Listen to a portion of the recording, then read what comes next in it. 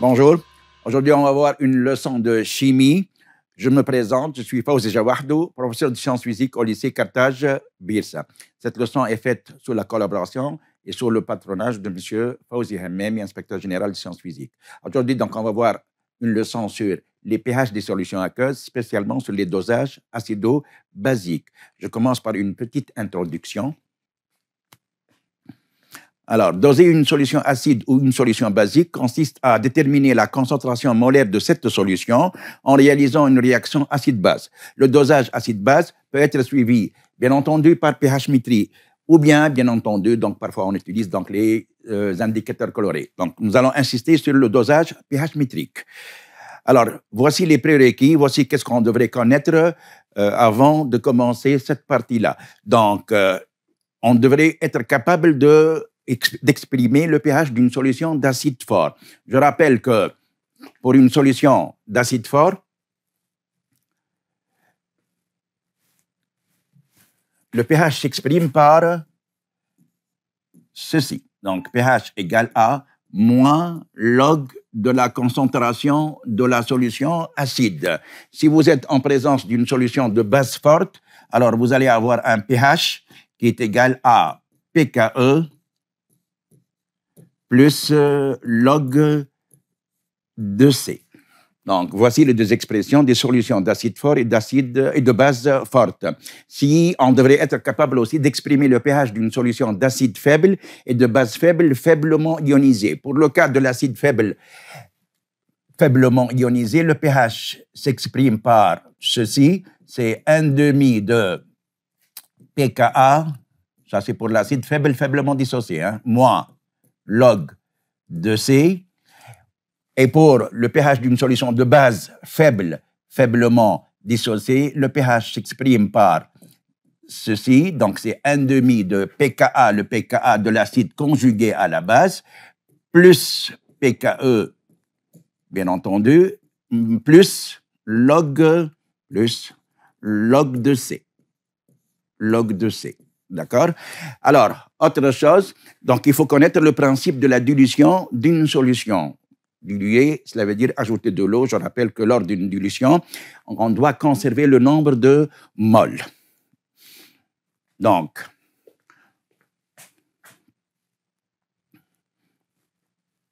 oui, on va passer à la page suivante. Alors, nous commençons par le dispositif expérimental. Et dans notre dispositif, il y a plusieurs parties. Essentiellement, il y a la partie relative à la solution à doser. Alors là, on va mettre soit la solution acide à doser ou bien la solution basique. Notre solution peut être une solution d'acide fort ou bien d'acide faible, comme elle peut être une solution de base forte ou de base faible. La solution faible doit être toujours dosée et placé dans le bécher au-dessous. Alors, nous avons besoin d'un système d'agitation pour homogénéiser le mélange, pour que, une fois que vous allez donc verser la base, donc le mélange soit parfaitement homogène. Donc, la base, on va la placer dans la burette. On ne peut utiliser la burette que lors d'un dosage acido-basique. Alors, il faut verser progressivement et contrôler le débit de la base. Donc, c'est pour cela qu'on utilise une burette graduée. Donc, 1, c'est la burette graduée. 2, c'est la solution qui se trouve dans la burette, à savoir la solution dosante.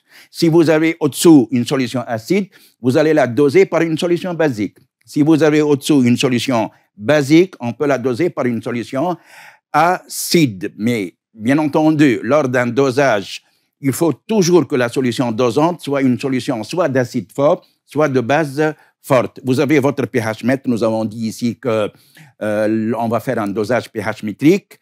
Le pH mètre va nous permettre donc de mesurer le pH pour chaque versement de la solution basique. On passe.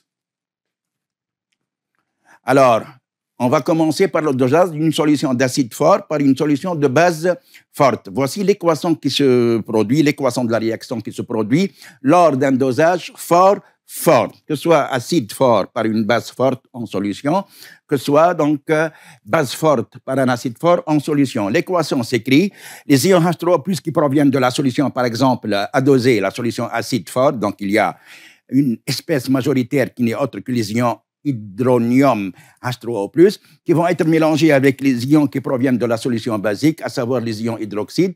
Ça donne alors ici formation de molécules d'eau. Bien entendu, cette réaction-là, on doit savoir d'avance qu'il s'agit d'une réaction qui est pratiquement totale. Si on vous demande d'écrire l'équation de la réaction, vous l'écrivez normalement avec une simple flèche. Mais si on vous demande, comme c'est le cas aujourd'hui, de préciser est-ce que la réaction est totale ou bien limitée, il vaudrait mieux l'écrire avec une double flèche pour pouvoir par la suite appliquer la loi d'action de masse. Que dit la loi d'action de masse? Elle dit que K, qui n'est autre que la constante d'équilibre associée à cette réaction-là, c'est le rapport des produits, des molarités qui sont des espèces qui sont écrites à votre droite, divisé par le produit des molarités des espèces qui sont écrites à votre gauche. Bien entendu, je n'ai pas parlé ici de réactif ni de produit. Gauche divisé par droite. Alors, au numérateur, vous avez le H2O. H2O, donc nous sommes en train d'écrire des constantes d'équilibre usuelles. H2O est un solvant, donc il n'intervient pas dans l'expression de la constante d'équilibre, car on le remplace par 1. Au-dessous, vous avez le produit des molarités des espèces qui sont écrites à votre gauche, à savoir produit de H3O+, multiplié par OH-. Or, ça nous rappelle le produit ionique de l'eau pure. Nous l'avons déjà vu en deuxième année secondaire. Alors, KE qui vaut 10 puissance moins 14, si on fait le rapport, ça fait 10 puissance plus 14. C'est une valeur qui est très, très, très grande. Elle dépasse de loin la valeur 1. Spécialement, elle dépasse 10 puissance 4, qui concerne les réactions qui sont pratiquement totales. Dans notre cas, la réaction est pratiquement totale.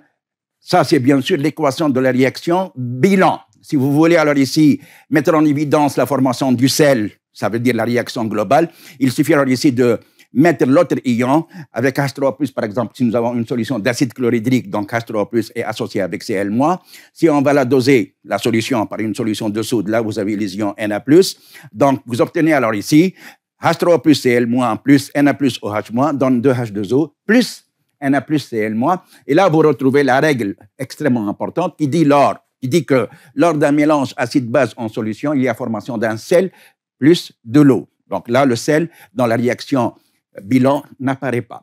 Mais il vaudrait mieux écrire la réaction bilan parce que pour exprimer la constante d'équilibre, il faut donc travailler avec la réaction bilan. Donc ça, c'était donc la réaction qui va se produire. Donc vous remarquez bien alors ici que réaction entre H3O+ et OH- se fait mol à mol.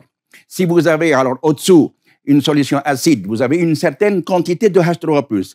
Alors, on va verser l'OH-. Chaque OH- va réagir avec une H3O+. Il se produit une neutralisation des deux ions. C'est pour cela alors ici que l'équivalence, normalement, l'équivalence, ça correspond à quel état?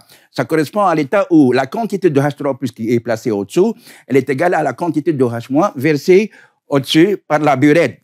Si je considère que nous sommes en train de doser une solution acide par une solution basique. Donc, à l'équivalence, alors ici, le mélange est équimolaire en ion H3O+, et en ion OH-. Donc, à l'équivalence, on peut écrire que le nombre de H3O+ provenant de la solution au-dessous est égal au nombre de OH- versé. Ce qui nous donne par la suite, comme conséquence, la relation tant connue, qui n'est autre que CAVA égale à CBVB. VB, c'est le volume de base versé à l'équivalence.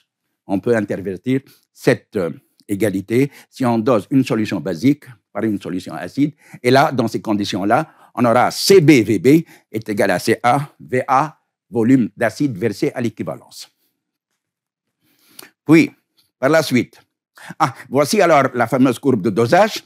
C'est une courbe qui représente trois parties essentielles. Une partie où le pH pratiquement il change un tout petit peu, et ce n'est pas normal, étant donné que nous avons une solution acide sur laquelle on va verser une solution de base forte. Normalement, le pH devrait donc monter progressivement. Or, vous remarquez bien ici que le pH, il reste pratiquement constant, et ça, c'est la particularité des dosages acido-basiques forts. Alors, vous avez une partie où la courbe pratiquement reste constante, puis normalement, il devrait y avoir un saut de pH, étant donné qu'au début, nous avons une solution acide. Il va venir un instant où la quantité de base versée va dépasser la quantité d'acide qui se trouve au-dessous, et là, le pH devient spécialement basique. Alors, puis nous obtenons alors ici une courbe où le pH, de nouveau, il reste constant, ça caractérise les solutions basiques. Notre courbe, alors ici, présente plusieurs points remarquables, quelques points remarquables.